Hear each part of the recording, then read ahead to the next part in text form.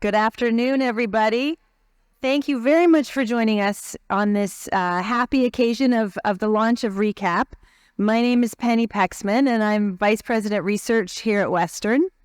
So I want to wish you a good afternoon and welcome everybody to the event. I'm thrilled so many of you have joined us to formally celebrate the launch of Research Engagement Collaborative Alliance with Partners, or as we're calling it, ReCap, because we love an acronym in Western Research. So you will hear many of those today. We'll try and make sure we unpack them. So as we begin, I'd like to acknowledge the lands upon which Western and the London Middlesex community are situated. I've only recently returned to the city that helped shape many of my formative years, relationships, and eventually my career. I've benefited greatly from growing up in this community, and I'm grateful to have the opportunity to come back and share these lands, which are connected by Treaty 6 since 1796, and the Dish with One Spoon Covenant Wampum. We are all treaty peoples. While I continue to learn, my knowledge of the contributions Indigenous peoples have and continue to make to this area is far greater than when I first lived here. One of the legacies of colonialism is that histories, experiences, and perspectives of Indigenous peoples have largely not been included in our education, and that was certainly true for mine. Now, as a senior leader at Western, I have new responsibilities and commitments to put into place mechanisms that meaningfully include, support, advance, and promote Indigenous research, scholarship, and creative activity. I'm also committed to actively making efforts to change structures that create barriers to success for Indigenous peoples on our campus, including as students, staff, and partners. Which brings me more specifically today to ReCap, which we're here to celebrate and launch formally.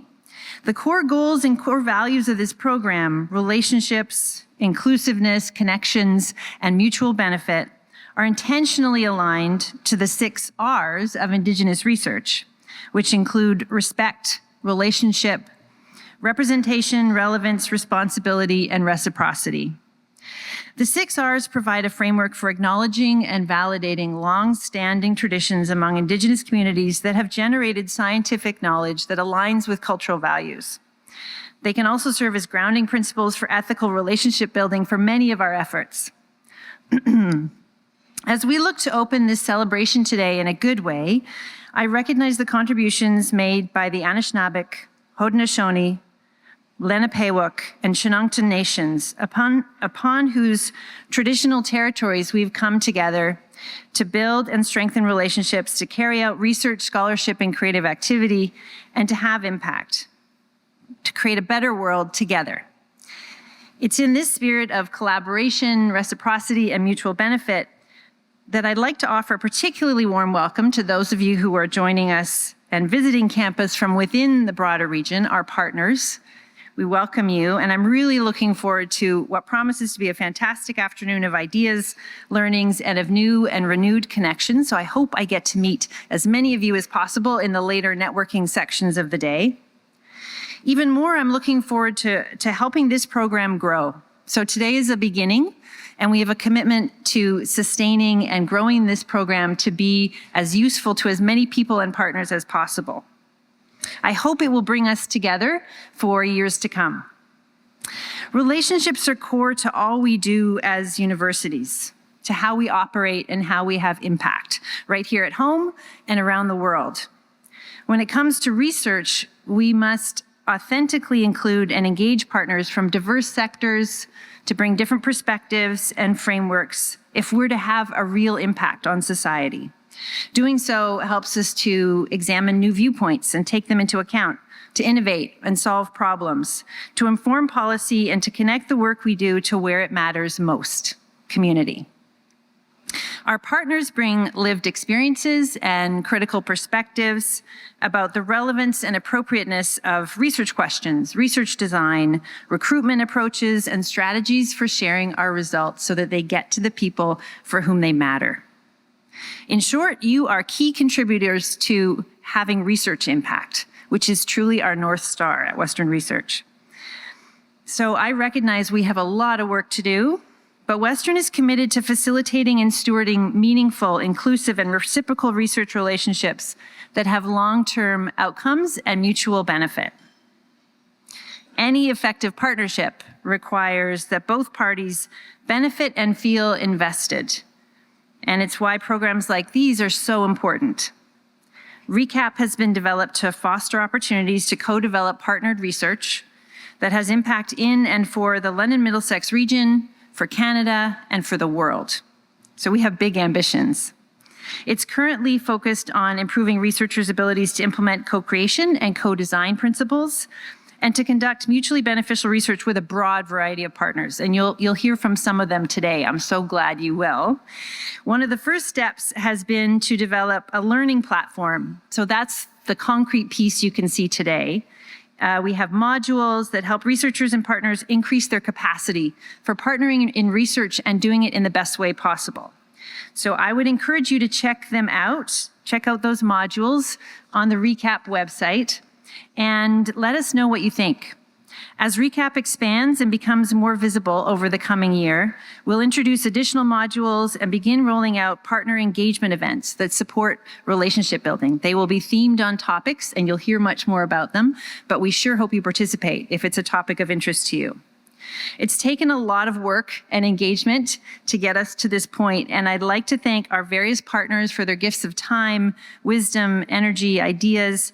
We've sought your guidance to properly develop this program, and you've been very generous with that. We ask that you continue to engage, to share your knowledge, and to help spread the word that we want to work with you.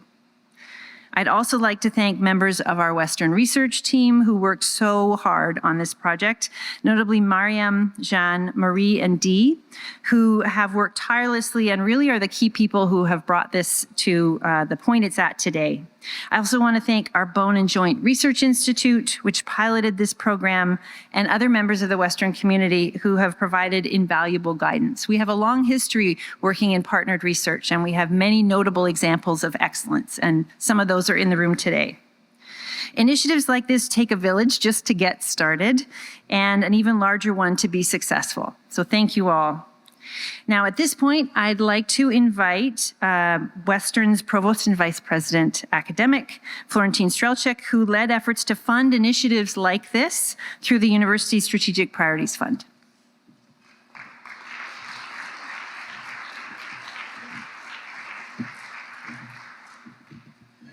Thank you, Penny, and hello, everyone.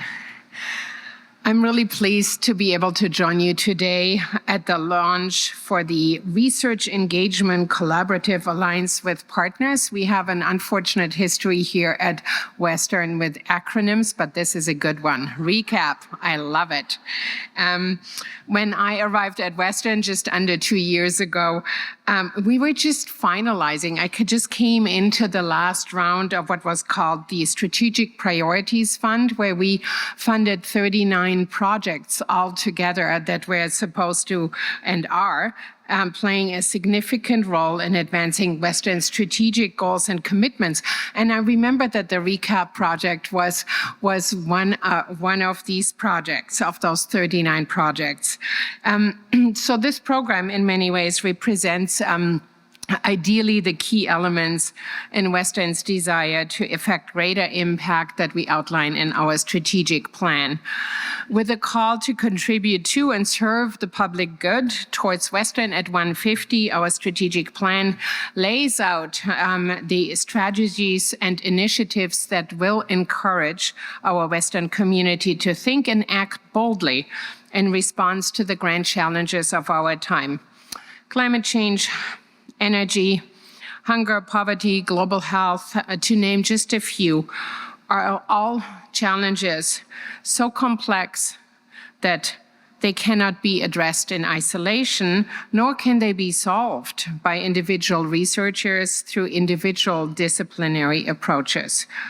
This imperative to find innovative solutions through collaboration is also a central theme of our new global engagement plan that we recently launched, which outlines the bold and necessary strategies that Western will undertake over the next several years to collaborate and share our expertise on the world stage, learning with partners around the globe while cultivating a more diverse campus community. But whether we are at home or across the globe, partnerships and collaborations that include different skills and perspectives will be key in solving the grand challenges of our time. Western's community has already a rich expertise across disciplines in pursuit of greater social impact. And many of our academic and research teams are expanding to include the diverse perspectives through authentic and purposeful engagement with new and diverse partners from different sectors. By supporting this expanded approach to problem solving, ReCap will help Western retain our advantage in grant funding and opportunities, which are increasingly awarding and recognizing projects that can demonstrate meaningful inclusion of new and other research partners with the evidence of authentic engagement. And as we all know, the results of that research, where partners help us frame and ask important questions, are so much more powerful than going at it in the traditional way. As Penny noted, our research partners bring content and technical expertise, lived experience, and critical perspectives about the relevance and priorities of our research questions. I'm really excited to follow, is that still up? Yeah, I'm really excited to follow the ReCap team's progress and successes as they help Western to advance our goal of contributing greater impact for the greater good. Thank you for your commitment to innovation, to collaboration, and effective positive change in the world. Thank you so much.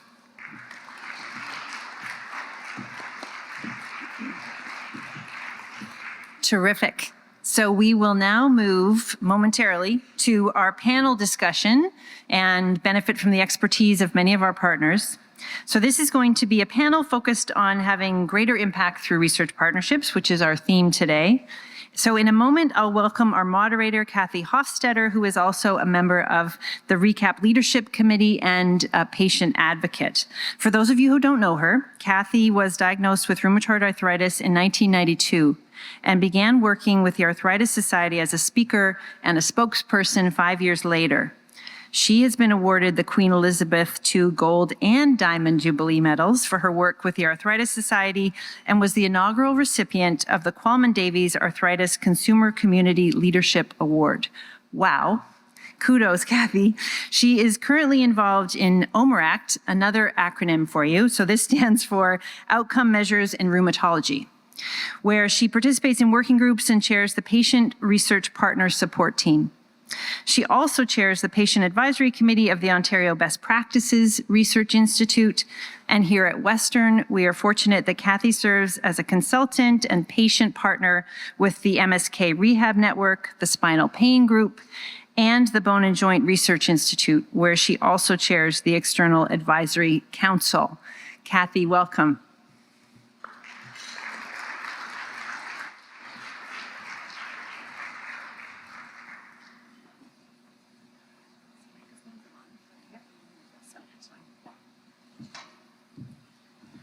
It makes me sound very, very old that I've been doing this for so long. I'm really excited to be here today, not just as part of the leadership team for the ReCap project, but as a patient research partner who, although my my involvement has been mainly in arthritis research, but I've been involved for over 20 years. So I've seen research done really, really well, and I've seen really abysmal research when trying to involve people in it that actually have lived experience with the disease. So we are going to be joined by 6 panel members, and one is going to join us. Tegan Wellman will be joining us by Zoom from Winnipeg. And I'd like to invite up Allison Rushton, Maggie Perquin, Jason Gilliland, and Sarah Merritt.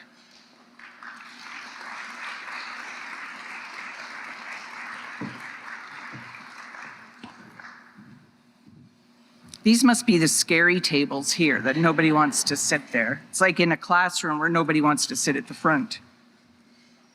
So what we're going to do is each of these partner teams will be asked a question and they'll give us their perspectives on the question and the issues around it. And Yolanda Hedberg, there she is. We didn't get a chance to meet.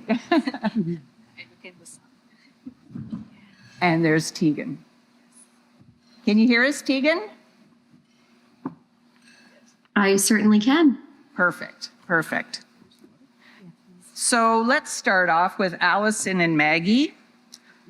And your question is, what characteristics or values do you feel are important in a partner or researcher when choosing to engage in a research partnership? That's great. Thank you very much. Can everyone hear me okay? Perfect. So I just wanted to set the scene a little bit about the patient partner group that Maggie and I work with. So our patient partner group has been in existence now for 2 years, and we're close to 30 partners working with us as spinal pain researchers, which is amazing. And that number's built over that 2-year period. There are so many things we could say in answer to talking about characteristics and values. So what we decided we'd do is focus on our top 3 characteristics and values. So firstly, we'll describe the values, and then what we will do is go on to share some of our examples of patient engagement experiences to illustrate how the characteristics and values are the essence of what we do in patient partner engagement. Okay. Over to you, Maggie. So I have the honor of talking about Ali. I think it's important from a patient perspective to talk about what the values that I cherish or respect in a researcher. The first is that in my work with the spinal pain group, all people matter to those researchers. That is really important. It's not just a particular target, it's anybody. Everybody's experience, everybody's story is important, and that's what influences the research. We have a wide diversity of stories and experience amongst our group. Inclusivity is valued. Even though 2 of us may have the same diagnosis, it does not impact our lives in the same way, and that is what is heard and valued.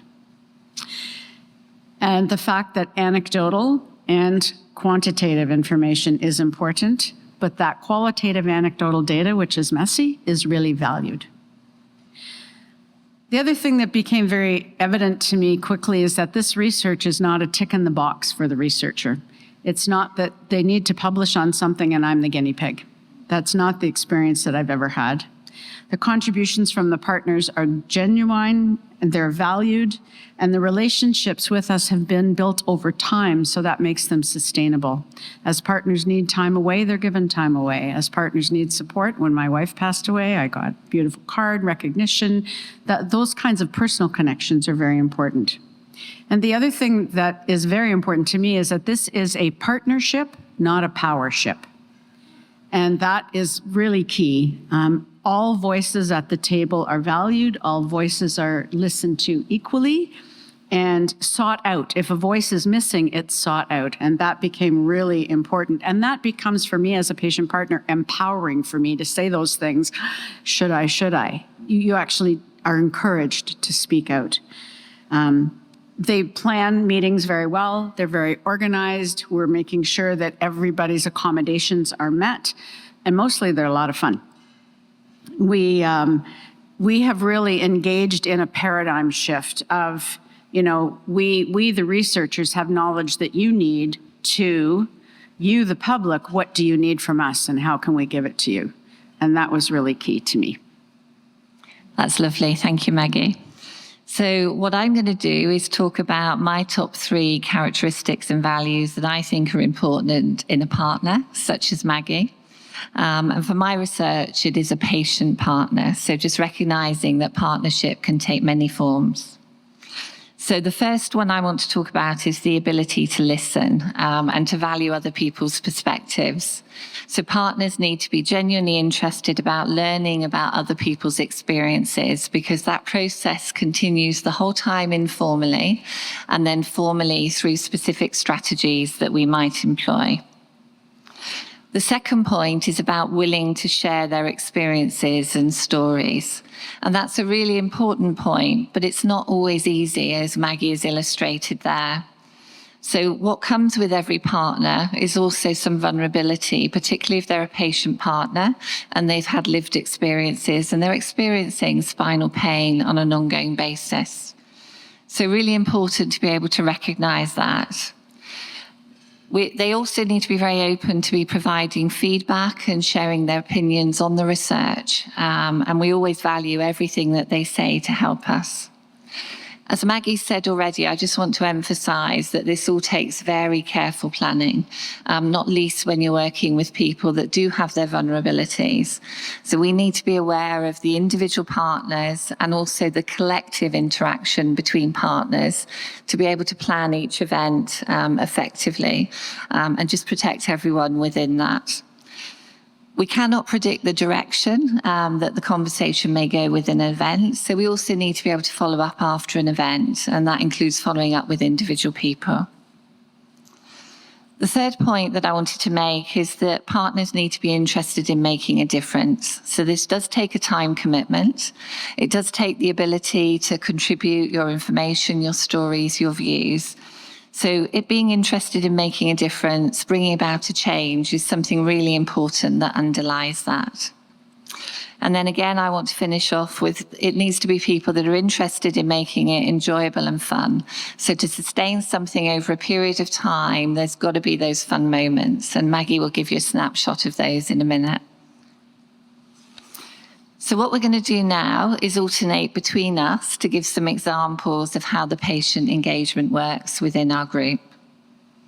So one of the things we do is a thing called Shark Tank, which you are familiar with, I'm sure, where the students present their research ideas and their topics. And we, as patient partners and researchers together, respond to them. And we do that through polls, through the Zoom. We do that through direct conversation and ideas that, might work, might not work. And that's fun. And they get immediate feedback that way. And then they can go back and modify their proposals from that point on. One of the things that I do personally as a retired teacher, education is important to me, but communication is absolutely key. And in working with some of the PhD students on some, developing the 360-degree assessment, et cetera, I was noticing some issues around how things were communicated and asked the team could I spend some time with them? Can I work on communication with them? And that was valued and immediately implemented, and the students were eternally grateful for that time. And so, again, I do some of that with some of the pharmacy residents and some other kids at graduate levels, so that my skills are recognized, not just my pain. And then there's the personal contacts. For those extra things, I always get a little parcel in the mail that has lots of little goodies in it, gift cards to here, there, and everywhere, some special teas, some bath bombs, those kinds of things. But that personal touch is really important. And that has happened to several patient partners, that we are known by the team. Our personal life and what's happening is known and recognized and validated. Thank you, Maggie. So my three examples are, first of all, at the beginning of every session that we have with patient partners, and we meet every 2 months in a hybrid format, we have a get to know the team session on the agenda. And that's where we get to know a researcher and a partner in more detail. And that involves some questions that everyone's seen before, and they've got the ability to prepare their answers, which gives us more information about where people are from, why they're motivated to join the group, what their role is. And then also some unscripted questions, which is always really insightful. So giving people choices about what they like best. Would that be a beach holiday or an active holiday? And a whole range of other questions to get to know people on a personal level. My second example is we've spent the last 18 months developing a registry, and this links into the Bone and Joint Institute. So the idea is that we capture patients' data that are experiencing spinal pain and all the different characteristics of their experience to inform our future research projects. And that involved developing a questionnaire that patients would complete. So our patient partner group on multiple occasions has read through the draft of those questions and informed the design of the questions and the overall questionnaire, and also piloted it for things like length and burden. So to give you two examples of where they made a difference to that questionnaire, one was on medication, where they literally said to us, all your questions are wrong, you're not going to get the information that you need to reword it in this way. Made a massive difference. Okay, and that was particularly one of the points within that was about medication for pain, but then medication that people would take for breakthrough pain. So something they needed to take on top of their regular medication. So that was really insightful to give us the terminology to capture that. One of the other big things they said about the data we were planning to collect is we had no question on stigma. And everyone in the group talked about the level of stigma they experienced while they were experiencing spinal pain. So again, we added questions on stigma. Okay, I could give you many other examples. It was such a valuable experience. And then my final point, just to make this point very quickly, because I realize the time is up, is just to raise the issue of funding. So funding for sustainability of patient engagement or partner engagement more broadly is hard. So you could hear Maggie talk about the small tokens that we give people as gestures of how important their time is. And when we've got specific projects, we're able to build it into the funding application, the grant application. But other than that, funding is a challenge. So I'm sure that's something that will come up in the discussion. Okay, thank you very much.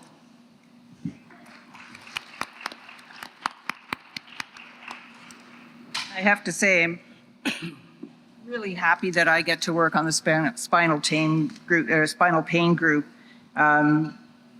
Allison knows how to do this, and she does it really, really well. I actually was asked just to speak to the group about patient engagement, and I ended up staying with the group for the last 2 years because it's such a wonderful experience. So our next question is to Yolanda and to Tegan. How would you describe the advantages of research partnerships in terms of achieving research impact and societal benefit? I don't know who wants to go first. Tegan can start. Okay. Okay. Yeah, so I'll kick that off just from the industry perspective. I am working for an environmentally friendly or conscientious organization. So one of the things that we do is highlight some of the larger issues within the realm of toxicity in the products that we're putting into our earth. So more specifically, dust control, soil stabilization, and most recently, de-icing. So as many of you may know, salt toxicity is a growing issue within many of our communities and cities in terms of environmental impact, but also in terms of infrastructure. Here in Manitoba, we do have quite a problem with potholes and degrading infrastructure in terms of our roads and bridges. So creating this awareness from an industry perspective is just part of what we do and part of the solution. And it's these research partnerships that really kick that home.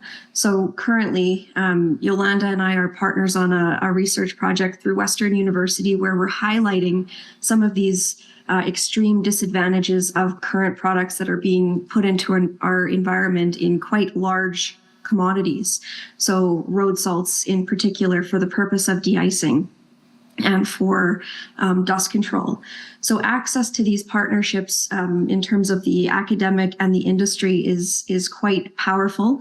From the industry perspective, we don't always have access to the right channels, equipment, modalities to do this research in ways that can actually promote social change and change in policy and practice on a much global scale. I can also say that this collaborative research creates much more visibility within communities and highlights that need from a very credible resource. So in our current project, we're using very, very high-tech scientific research methodologies to actually prove this and create marketing tools that we as industry can then go out into communities and into the industry and promote change and social consciousness around what's actually taking place in our environments. This also helps to create collaboration between industry and academics, where these partnerships can actually bolster the likelihood of influencing policy and practice within a real scope. Okay, thank you so much. You said a lot already. So, yeah, I continue then from my side. So I'm a research professor, and many of my research projects actually want to have an impact on society. So I want my research to be actually used by people. And I'm in chemistry, but my background is also material science and engineering. So I know engineering and chemistry, and I work also in medicine. So I know there is a tendency in science and engineering to do something that is like interesting, but not necessarily relevant or not necessarily needed. Or it's very common that I wonder, like, is that research question actually the right one, right? So, and this is where we need partners. So both patient partners and industry partners can give us the right questions. We usually have the right answers, but we don't necessarily have the right questions. So that's one way to see it. So in many of my projects, my background is from Sweden and from Germany. So, and in Sweden especially, we had a lot of engagement with society. It was very, very encouraged. We can talk about that a bit later. But so you need the questions to have the right research question, but also to have the right direction. Because, for example, what Tegan and her colleague Trent does is they give us a lot of idea on what is the right amount of salt to put on a road.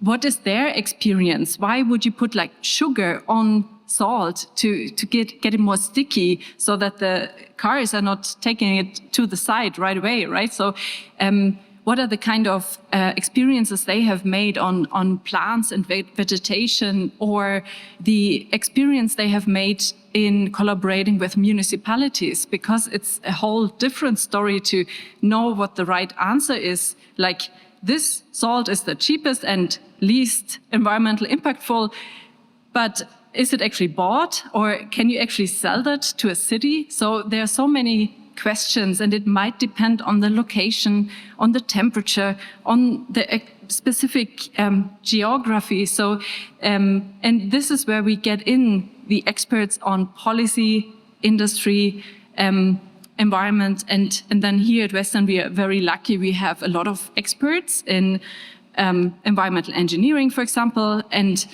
we are allowed to put the salt, even the experimental one, on our campus by Western Facilities Management. So we can do a lot of fun stuff to find the right answers, but we need the help with the questions and with the directions. And so we need expertise and relevance from the industry, but we also need help to make our research impactful, because when we publish a paper somewhere, nobody reads it.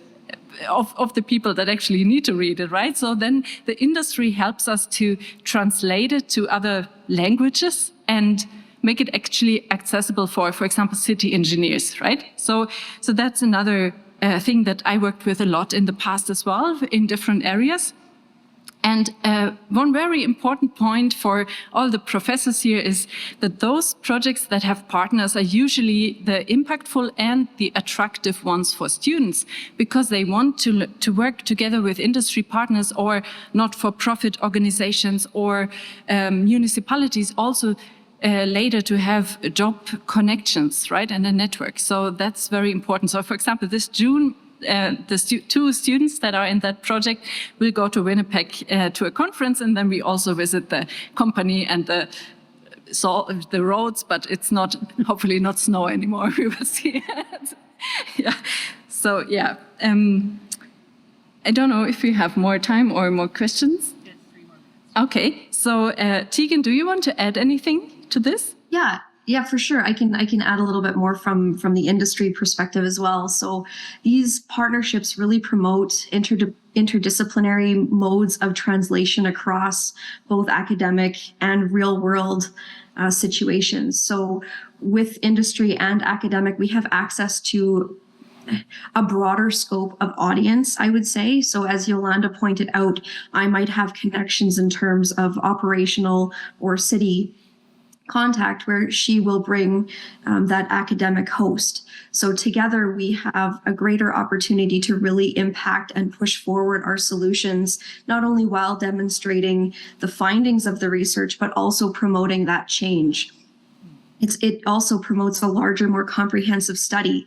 So our initial research may highlight the need for future research, where then we can continue to build on what was done in previous studies. I think funding was also brought up in the previous discussion, but again, access to funding for these research partnerships really promotes more diverse findings and findings across borders. I'm here virtually today and Yolanda in person, but I think these partnerships across borders are highly impactful. It just brings the resources together and really highlights that need for solution across multiple provinces or even countries. A lot of the research that we're going to be doing here with Western is going to be presented across borders. We've got partners in Sweden that are already looking to use this technology based on the findings that our research with Western has promoted. So I think it's a great opportunity. That were 3 minutes, right? Yeah, I think, Yolanda had touched on it, saying that, if it's just you do research, you publish it, and it goes into a journal and it sits on a shelf someplace, where does it go? Does it get to the people who are really interested? And that's one of the reasons why I got involved in research, is because unless you're affiliated with a university or an institution, you don't have access to those journals. So you don't know about the research that's happening. Mm-hmm. And as a patient, I think the only hope for our future is through research. That's what's going to make the world better. That's what's going to help me with the disease that I live with. And if I don't have access to see that research, where do I gain my hope from? So I figured the best way to get involved is to jump in the deep end with both feet. So, I think that's it. That's one of the reasons why patients really want to be involved in it, and why citizens want to be involved in it, so that they can make a better world. And, what you were saying about the salt, it's Kitchener and Waterloo, one salts the roads and the other one puts dirt on the roads, sand on the roads. So you wonder about that. How does that make sense? Mm-hmm. Anyway, so this is like the $64,000 question for Jason and Sarah. Yeah, thanks. Many challenges exist to successfully initiating, developing, and sustaining research partnerships. How can Western better support collaboration among researchers and partners from different sectors and equity-deserving groups? Okay, in thanks. 10 minutes. Yeah, right. That is the $64 million question, and I am going to answer it. I've got some ideas. But first, I actually need to give a little bit of a background. So over the past 20 years, I've been engaged in many different research partnerships of all shapes and sizes. I honestly don't think it was actually the big intellectual challenge to initiate or develop most of these partnerships. I think people are going to be, maybe that's a bit cocky to say that. I think the real challenge is time. They took a lot of time and a lot of overtime. And I think the hard work really has been in sustaining and maintaining those relationships, those partnerships. So, and I don't want to say it wasn't a big challenge for me to initiate those partners, but I say that because most of the research since they've come to Western has emerged directly or indirectly through those volunteer work, really. My volunteer work with many different community organizations, and I see lots of you here today, actually. So that's included sitting on multiple city, county, health unit committees, as well as dozens of boards and committees of nonprofits and charities and community groups. So the most obvious challenge has been finding time to do this community work and not burn out. Well, well, we have to do everything else that a faculty member has to do, like prepare new courses and mentor students and university service and writing papers and all that administration, et cetera, et cetera. So most of this work was an after-hours activity, and I know some of you know that. So I wasn't formally trained as a community-engaged researcher, but I came one by accident, and I learned on the fly through mentors like Sarah Merritt. It really started out through my efforts to offer students in the urban development program classes more experiential learning opportunities. So about 20 years ago, I invited Sarah, who was then the manager of the Old East Village Business Improvement Association, to speak in my class about issues facing the neighborhood, Old East Village, which was a neighborhood very much like one that I grew up in Hamilton. She then invited me to be on the BIA board as a volunteer, and so I could advise on community revitalization efforts, bring in my urban planning background. And then I started engaging with the OEV BIA, the Downtown London BIA, and various city planning departments, et cetera, to try to identify meaningful projects in which students could work on, which would bring them value, but also an inspiration, but also value to those community organizations. So I've been doing this type of community engaged learning for 20 years now, and it has been great for hundreds of students and collaborators, and I even see two students here. And it's been one of the most effective ways of seeding research partnerships and piloting those smaller research ideas that may lead into bigger research projects. It actually wasn't until I'd been collaborating with Sarah in the BIA for almost 5 years, it was by 2008, that I actually attempted to publish any of this community work. Because I had never thought of this research as academic, really. I thought of this work as teaching and volunteer work. But it was actually Sarah that suggested that publishing some of this work could actually help the community. It could help it politically and also help the local businesses. And so it would also help me and a student get that academic credit for our efforts. So I think that was the first rush. It was a real rush for me to publish something that made that academic contribution and at the same time was policy relevant and benefited the community. And as an aside, that paper is still my most highly cited and most popular paper. So, and I share this story with my students to inspire them all the time. But I'm also sharing it with you now because I think it further supports what you heard earlier about the mutual benefits of those authentic community-university partnerships. It was also about 2008, so 5 years in, that I totally switched my research focus. And started tackling more critical societal issues, particularly around children's health, local economic development, food security, sustainable transportation, et cetera. And I also realized that people like Sarah and the head planners for the city and the head planner for the county and the local health units, et cetera, should be formally invited as collaborators on our grants. They were advisors and they were co-investigators on our grants, not just to write us that letter of support, that fake letter of support that, oh yes, we're gonna use all this information, but actually be advisors on the project. And this is a process that I've tried to follow ever since. So now, it's also worth telling you this story because this 20-year research partnership, and frankly, most of my previous research partnerships were built with little or no direct support from Western at all. So when I started, there was no one around who could offer me advice. There was no roadmap, there was no recap. These partnerships were built largely through me, but also eventually my team, putting in many extra hours of service, gradually building trust with different groups, listening to their issues, eventually matching our research questions and goals to their community needs, and finding ways to get meaningful research done. So now, some quick thoughts on how Western can support research partnerships, and I think this requires an hour. As I said, time is the biggest challenge, so we need to find ways to recognize the time that faculty are putting in. There's another research partner just walking in. The faculty are putting into building partnerships, especially for the untenured new faculty, right? So they are not discouraged or burn out too quickly. And that might mean properly recognizing external service in the APE process. What's that? I can't remember even what that stands for. I do, but I don't want to say. Finding ways to recognize community impact on various performance metrics, right? We also need to reduce administrative delays, Research Western, administrative delays and burden throughout the research process. And that goes from setting up the contracts and accounts to ethics to reporting. We need to recognize that partnerships need to be nimble. And our partners are on different timelines, and slower institutional decision-making and burdensome policies can really kill a partnership. And it has killed many of my partnerships, or killed them before they became strong partnerships. Training and mentorship opportunities are also critical. I think RECAP effort is fantastic for helping faculty and partners navigate the research process. So I'm really looking forward to following this over time.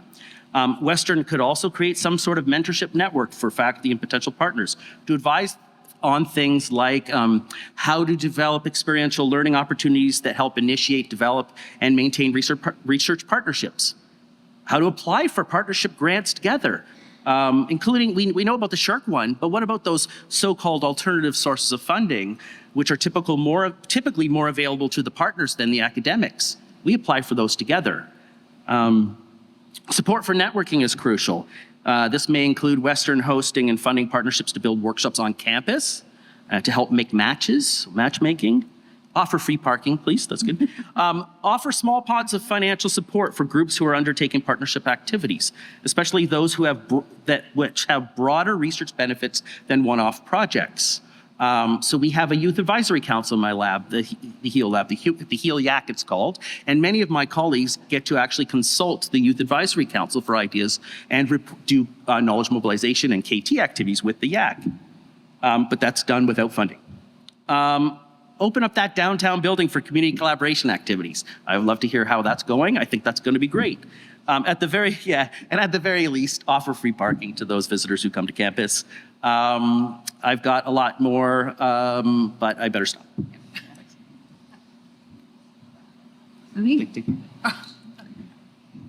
So the sun's in my eyes. So what I'd like to say about the 20-year partnership that we have is that we don't work with just anybody in the Old East Village. In the early 2000s, when I first opened the BIA office, there was some requirements placed on researchers from this uni that they had to engage and collaborate with community groups. And I had everybody in the CATSAN come through my door from the university, people that I had no relationship with, very nice, well-meaning people who had offered to come in and help me with my little project. That was actually said. What was really notable about a lot of the time when the people come in was that they had already formulated the questions that they were going to ask, the processes that they were going to use, and had made assumptions that because I was sitting in an office where mice used to run across the table, that we didn't have our act together when it came to evaluation and how to organise community. And I was a wee bit of a cow, I have to admit, dealing with some of these people. Because at the time that I was getting, the difficulty at that time was the way that people, these are a minority, but the way that people were approaching to participate, the kinds of things that they were saying were really quite undermining.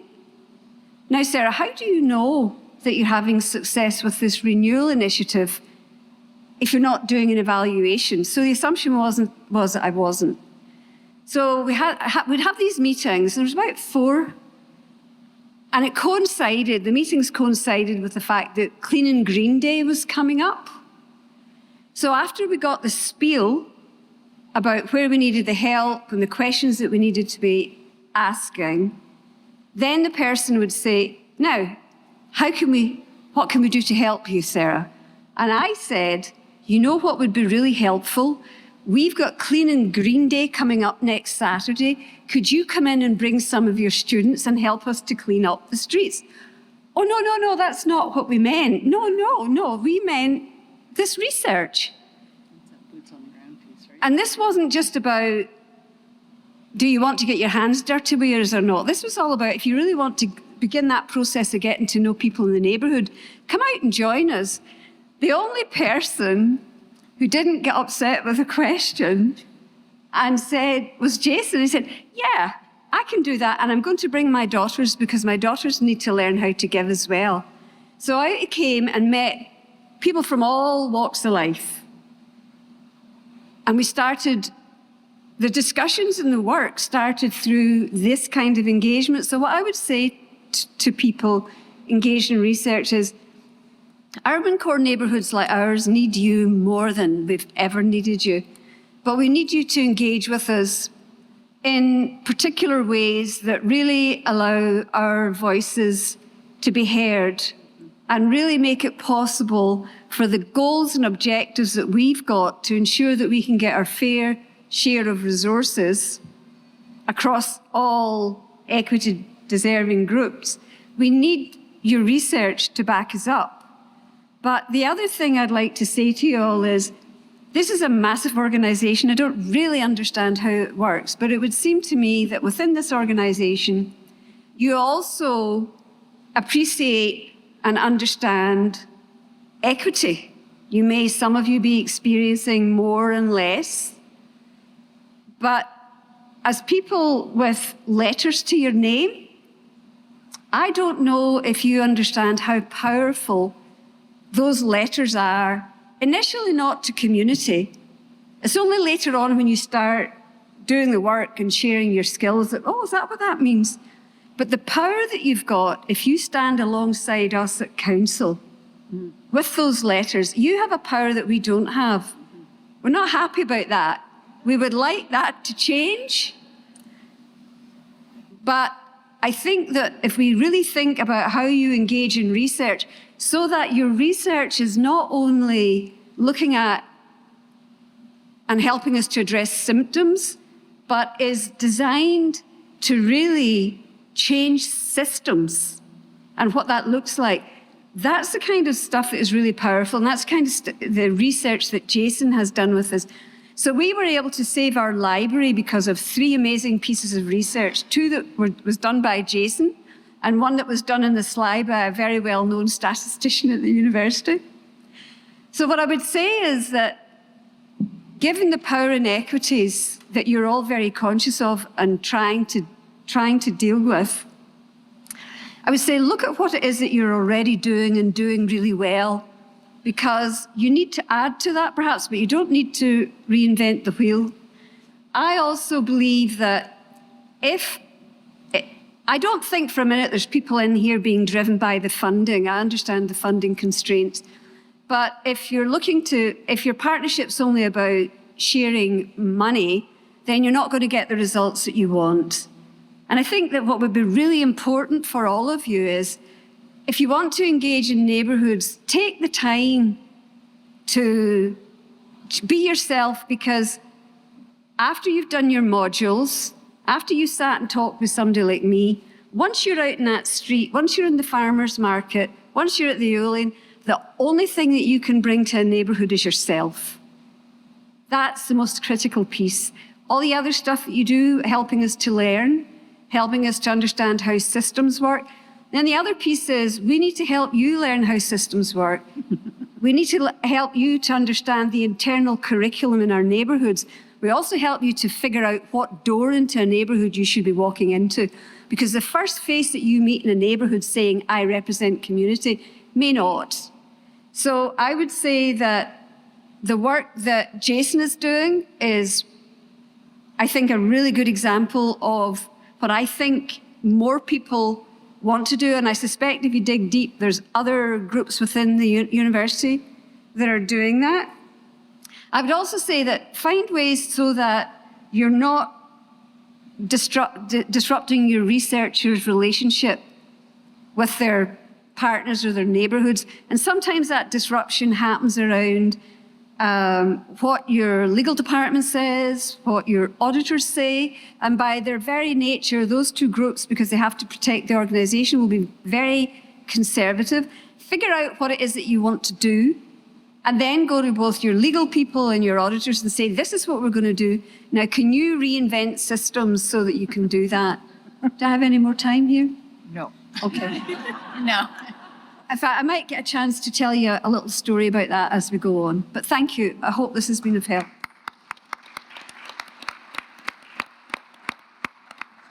Very appropriate, very appropriate. We're going to take some questions from the audience now. There are 2 standing mics here. If you want to ask a question of any, if you want to direct it to a particular panel member or to just general to see who might want to jump into it, just come up to the mic and introduce yourself and where you're from. Oh, come on, somebody's got a question.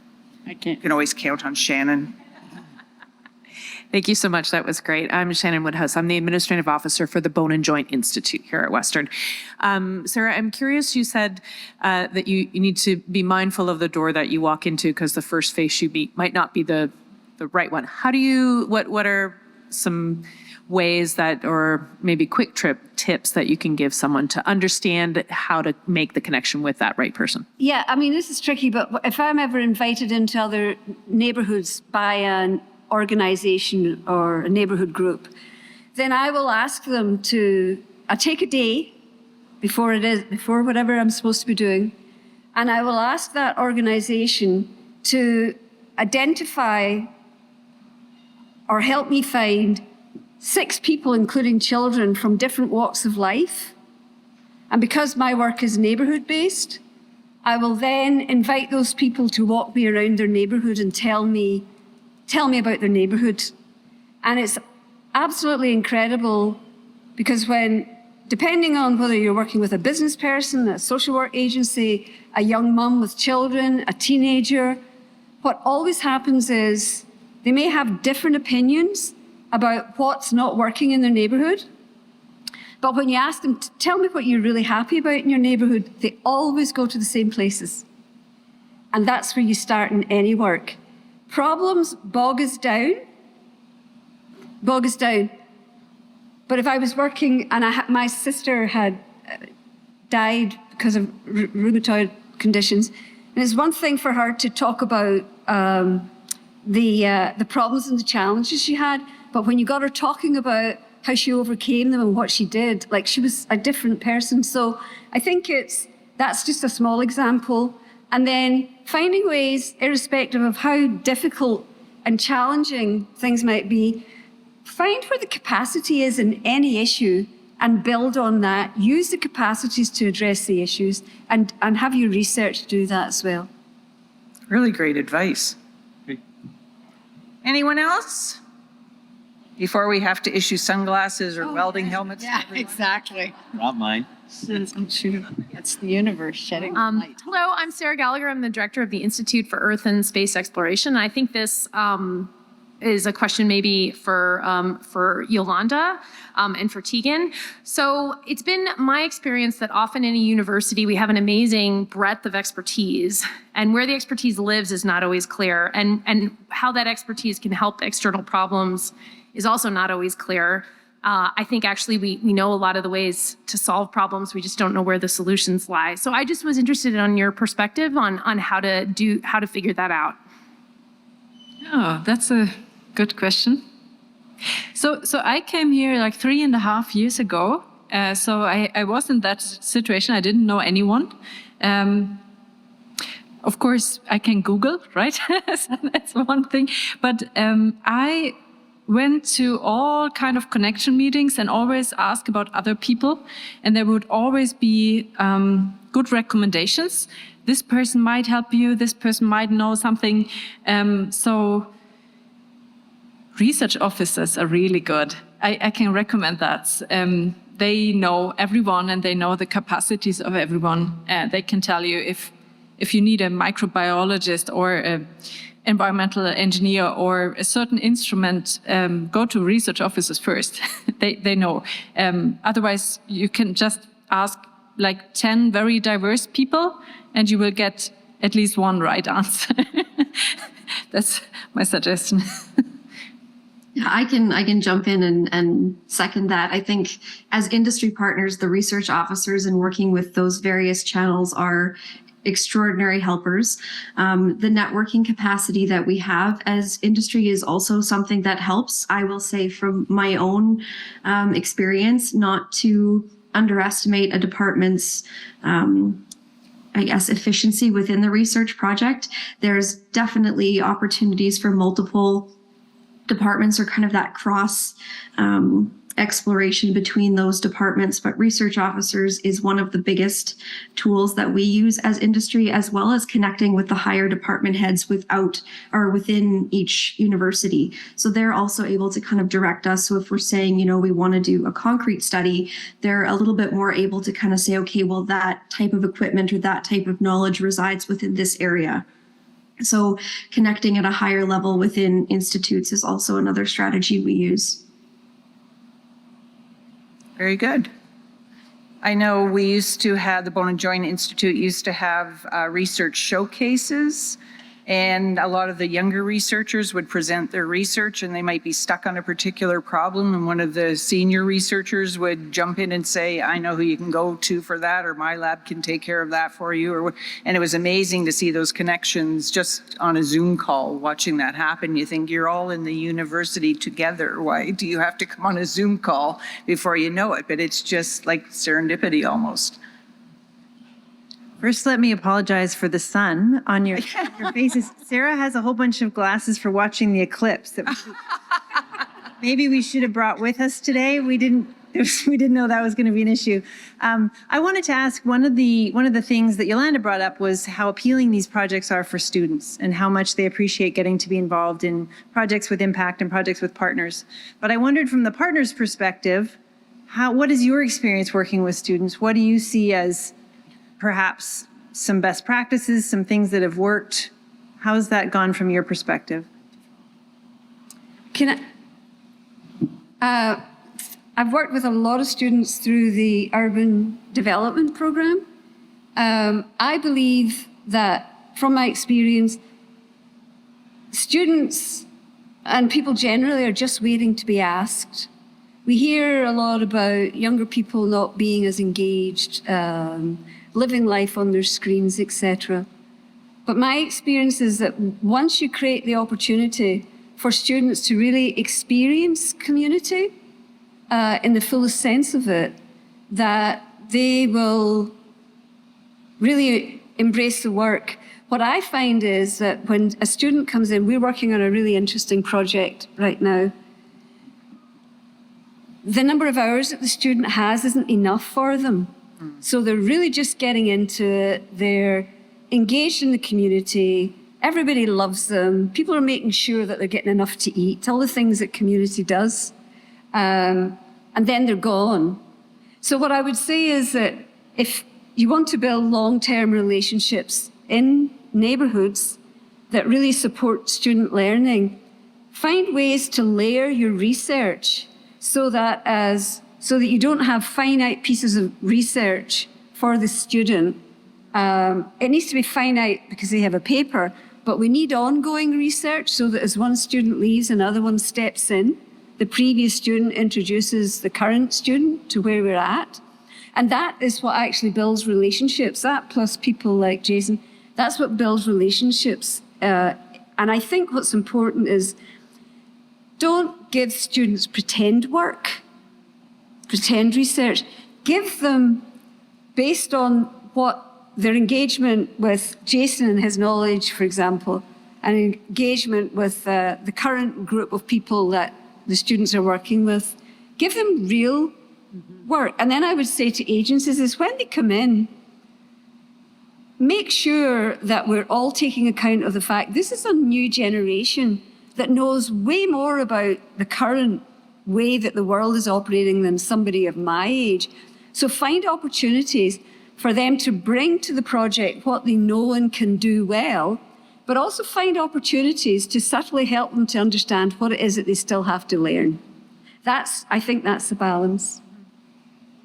Can I add to that? So within our patient partner engagement group, what we've done is embedded students within that right from the beginning, and that's very intentional.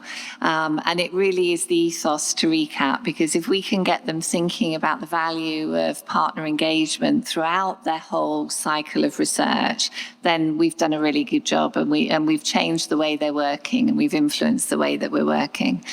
So that's why there's a range of strategies that include the students the whole way through. And I think the other piece about that is we make assumptions about students that they've had experience X, Y, or Z, and in fact, they may not have. We all know that the world was shut down for a few years. And we also, I think, sometimes forget the cultural piece. We know that we have many, many, many international students.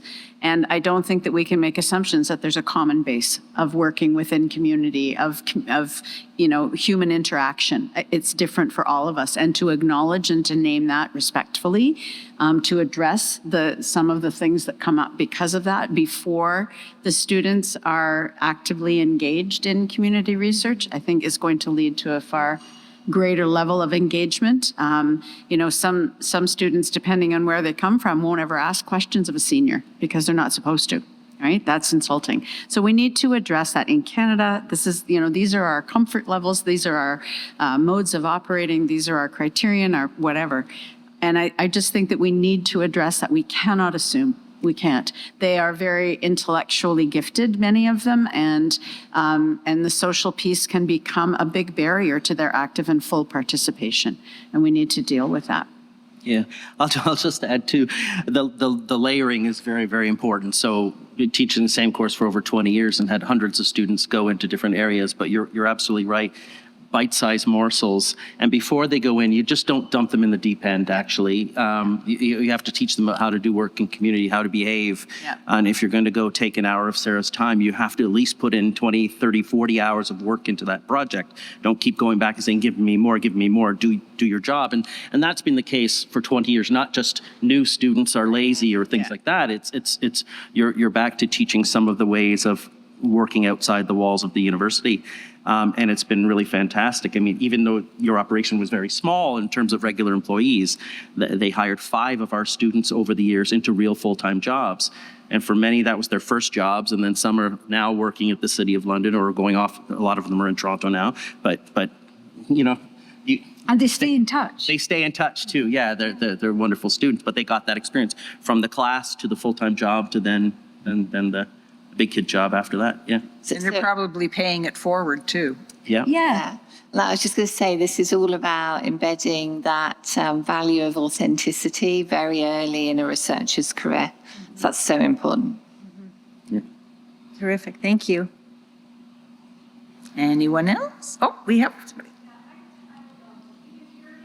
No.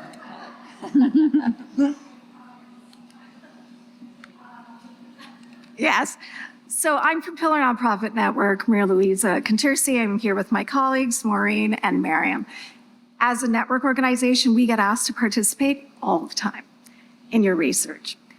My question is, have you done any sort of work or consideration around how to improve co-authorship?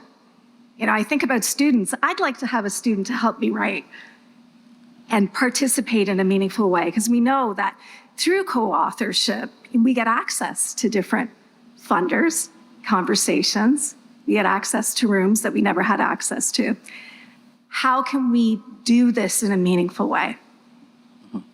Has there been any consideration around that? I'll jump in with 2 things, but I'll just say Pillar has been a partner on our projects, and I was on the board before too. But so our students have done work back and previously in direct benefit of Pillar. But the co-authorship thing, absolutely. I've co-authored with high school students. We've co-authored with our community members, and wherever that's of benefit for our research partner, then we usually. We do it, right? But now you're also talking about the grant. I had one point about that is that some of the best things that we can bring to smaller organizations, not saying that they don't know their business, they absolutely know their business, but the grantsmanship, sometimes we can cut through. We have many, many years of expertise of applying for funding. And I think that was one of the things that I wish we would do more often, is apply for funding together. So I've written many Trillium grants, for example, but I can't be the PI as a Western prof, but my community can. So yeah, bring that co-authorship in for sure. Yeah, and absolutely reinforcing the same. So co-authorship, fairly easy to do. The bit that I think is more challenging is the grant application sometimes, because funders don't give us the ability to have a partner as a co-applicant or a co-PI. But I think that's changing. So I think it's something that's getting easier, but the importance of it is absolutely vital. It can be a sticky process. I'm not sure if it is the easiest process for us as community partners. Yeah. So I absolutely agree. And Jason, of course, I'm really familiar with the work that you've done in community and deeply appreciative. It's not as elegant as it could be, as accessible as it could be. So I appreciate that that's a topic of. So I'd like to make a brief comment. First of all, I think that's an absolutely brilliant question that you're asking. In the 90s, I was part of the Educating Future Physicians for Ontario initiative. Very well, really well thought out research project. And they were looking at revamping physician education curriculum. And there was part of the processes that we used brought medical students in to work with kids in the neighborhood, but the students had to work with the parents of the kids, so the students were learning through the parents. When the Educating Future Physicians for Ontario report was published, it was a very weighty, very heady report that I was struggling with. I couldn't read it. But what we did alongside that was we created a photo story, and the photo story was created by the children and the parents that talked about their experience with students in the kitchen and in the university, because we used to bring them up here, and the students would take the kids into the lab where they could see bits of dead body floating in jars, and the kids all loved it. They just adored it. But what we did with that was we had this accompanying manual that the kids could read, that the academics could read, that really gave a flavour of the work that was being done, that was feeding into the research. So I think that we have to think, now I'm not talking about publishing a synopsis of your research and making it look like something that's come out of Sesame Street, because we get a lot of that, right? This was something that was much more elegant and different, and the children were involved in it, and their parents were involved in it, and it was a very happy time for us to be able to do that. So I think that that's one piece. And then I think the other thing is that we have to master plain language. One of the things that Jason has always helped me with is to understand the language of urban core renewal and planning. And so I would say, Jason, I have to make a comment to City Council on blah, blah.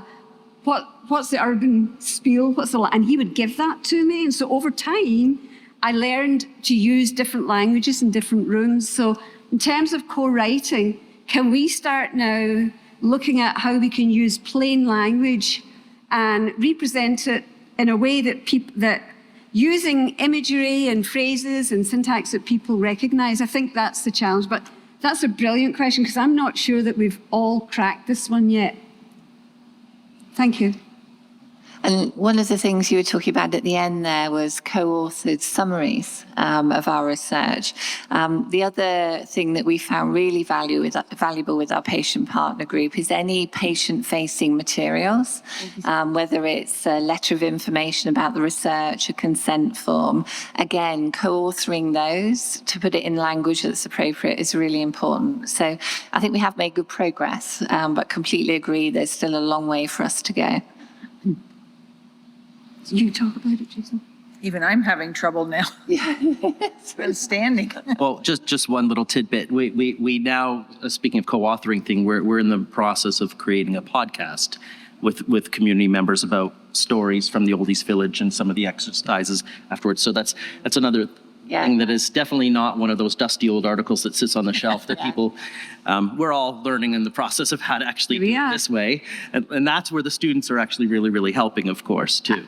And I think what's really critical about that is when you move into that kind of a medium, which is, most people can articulate, there's a process in place whereby people can reclaim their narrative. Because right now, in urban core communities that are experiencing all kinds of stresses, our narrative has been completely co-opted by external and internal operators who only apply one particular lens to a neighbourhood and a community.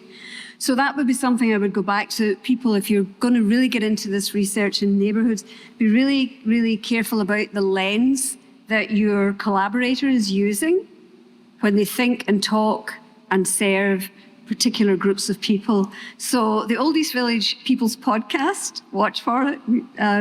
We're hoping that we can really get into a lot of this stuff, reclaim narrative, expand people's notions yet again of who we are as a community and who vulnerable people are beyond what it is that they need and can't do.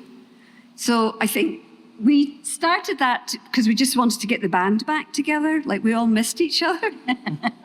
So we started it and we've been in the weeds, but something is coming out of it. And we started it because we felt that we needed to do this because our voices have been drowned, a lot of voices.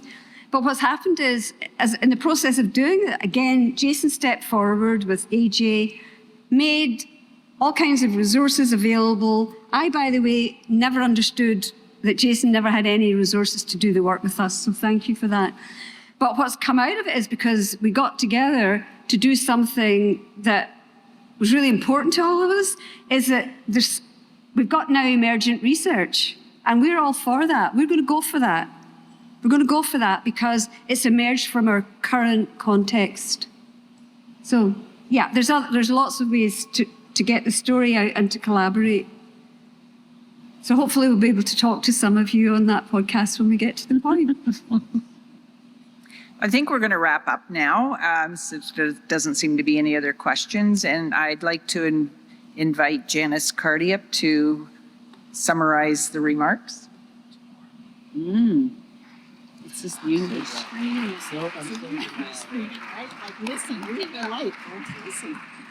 Yes. Okay, good. I was a little bit worried I wouldn't be able to see the notes I took, and I can't memorize everything I was going to say. But this has been, first of all, thank you to all the panelists. This has been so wonderful and insightful, and I want to apologize in advance because I don't think I could possibly do justice to representing all the great ideas you had. My fingers couldn't type as fast, and my brain certainly couldn't, integrate it all as fast. But what I was hearing from the panelists is obviously that the benefit of the partnerships is really in having greater social impact for the greater good. And I really like the way the questions were organized to kind of give us this roadmap that Jason was asking us for, which is, who are the people who need to be involved? What's the ideal type of people to be involved in these partnerships? Why? What's the benefit? What's the advantage of having these partnerships? And how? What do we do? We want to make sure overall with all of these components is ensuring that the partnerships are mutually beneficial, that they're authentic, and that they're equitable. Those are some of the themes I heard across the comments. We heard from Maggie and Allison about the characteristics and values, the who is involved in these partnerships. Maggie told us that we need to have researchers who respect the fact and really embrace the fact that all people matter, that the researchers value all of the voices. They seek out the diverse voices when they're missing, and they encourage the voices. And of course, researchers who can be fun. It's important. And Allison told us the values of the partners that are important for this to be mutually beneficial, and that is the willingness and generosity of sharing their stories, even the difficult ones, of providing the feedback and even the concerns and critiques, even though those might be difficult, but are so important for us to do better. Having that interest in wanting to make a difference and making a time commitment and able to be able to do that. And then we heard from Yolanda and Tegan about the societal benefits, the whys, what are the advantages. Tegan told us about the gains that partners can make, such as accessing access to knowledge, to resources, to credibility, to visibility, to opportunity for broader influence and connections, such as policy and beyond, that the organizations or the partners might not have otherwise. And Yolanda shared with us about how university and researchers can have advantages and gain in learning what is actually feasible, what is actually important, what really happens in the real world, what would be impactful, and how can we make our research accessible, translated to those who really need to use it. And then finally, Jason and Sarah gave us lots of ideas of the hows and really giving us some steps moving forward. Sarah shared with us that Western, the university, needs to ensure that the research partners are able to get their needs met, right? That it isn't a unidirectional purpose being served. To ensure that the researchers, Western researchers, are able to approach partners in an open-minded and responsive way, not in a directive way, and that we are educated before we approach partners. Jason called on the university to value the community and university partnerships as much as the partnerships themselves value them, right? So that, and the way that the university can show how much they value partnership is providing supports, providing funding, providing the recognition of time, and prioritizing it. And I really think that that was like a nice segue to the fact that with the launch of RECAP, I feel like Western really is starting to take up that call and offer Jason those things that he wishes he had at the beginning, right? But we're getting there. We have a lot to learn, but we are getting there with this. I had the opportunity to play a really small part in some of the development phases of the RECAP program over the past, has it been 2 years, really? Jan, is it like 2.5? Yeah. So 1.5.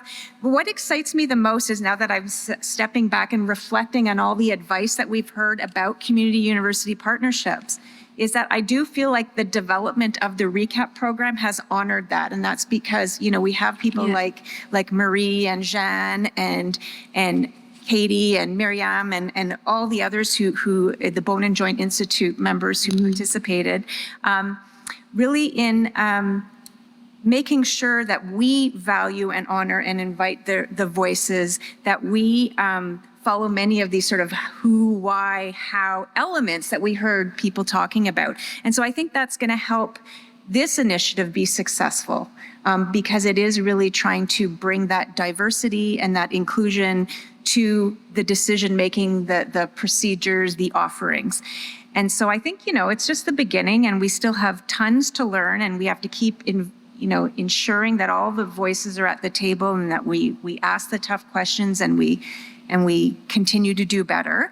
But I think the fact that we are doing this together, like a partnership, I think that sets us up for great success. So please stay tuned for more exciting initiatives and programs and developments in the RECAP program. Now there's a website, so you can go there and check it out. And I just wanted to end by asking you to join me in giving thanks to Western for funding this initiative, and also a really big round of applause for those who have led the development of RECAP thus far.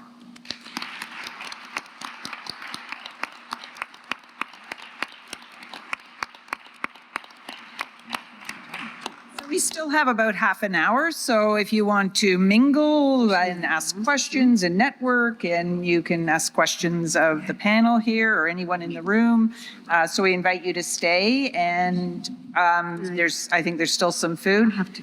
Personally, I would like to thank Allison and Maggie and Jason and Sarah and Yolanda, and especially Tegan, coming all the way from Winnipeg by Zoom. I think we've got an opportunity. COVID was horrible, but I think what it gave us was an opportunity to start doing these things in a hybrid way. Yeah. And that we are able to reach out to partners that we probably wouldn't have reached out to 4 or 5 years ago, when we all, as organizations, said, no, we could never make our organization run just having meetings over Zoom or over Skype or whatever it was at the time. And COVID made us start doing that. And now that's opened up a whole new opportunity for us. So we've got that. So please stay and enjoy. We're here till 2 o'clock or a little after. And And it was great to have you here. Thank you for coming.